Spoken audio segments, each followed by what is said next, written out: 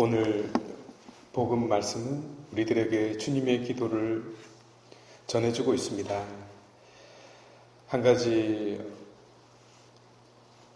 질문을 던지고 싶은 것은 이 주님의 기도가 완전한 형태로 우리에게 주어졌을까요? 그렇지 않습니다.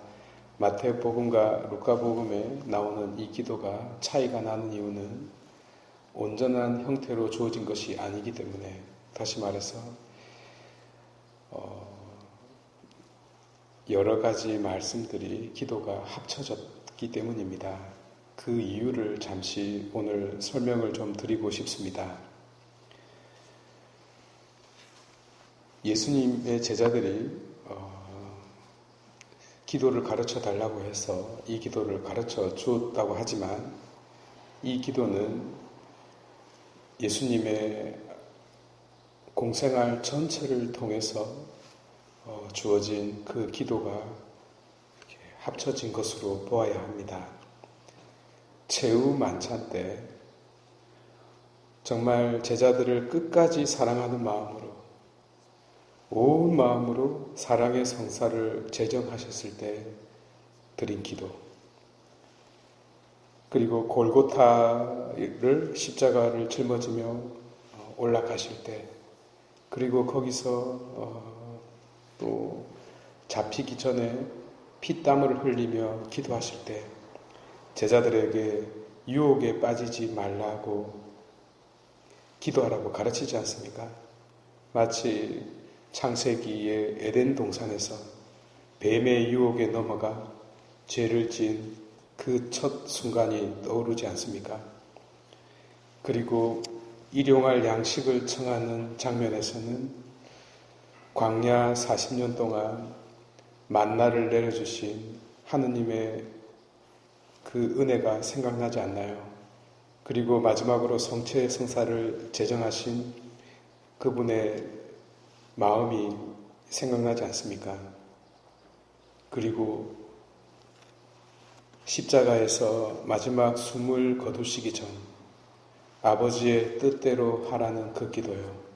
Non mea sed tua, 나 어이가 아니라 너 어이라고 바친 그 기도요. 우리 구원을 위해서 마지막 그 죽음의 올가미가 숨통을 채워올 때 그리스도께서 아버지 뜻대로 맡기신 그 사랑, 바로 그 기도를 비롯하여 서로 용서하라는 그 기도, 마치 2층 방에서 성령을 보내셨던 그 순간이 생각나지 않습니까? 그래서 정말 그 시작부터 마지막에 이르기까지 당신께서 바쳤던 그 인생 전체의 기도가 녹아있는 것이 바로 주님의 기도라고 할 수 있겠습니다. 그래서 이 기도 속에는 아버지에 대한 체험이 무엇보다 이렇게 펼쳐집니다. 자비로우신 아버지에 대한 체험요. 그리고 그 자비로운 아버지애로 우리 모두를 초대합니다. 1668년부터 그리기 시작해서 1669년 렘브란트가 죽을 때까지 그렸던 돌아온 탕자의 그 그림. 그 그림에서 아버지는 한 손은, 왼손은 아버지지만 다른 오른손은 어머니 손이었어요. 그 두 손으로 꼭 껴안습니다. 그런데 그 돌아온 탕자의 머리가 완전히 젖어 있었거든요. 마치 양수에서 빠져나온 갓 태어난 그 아이를 뜻합니다.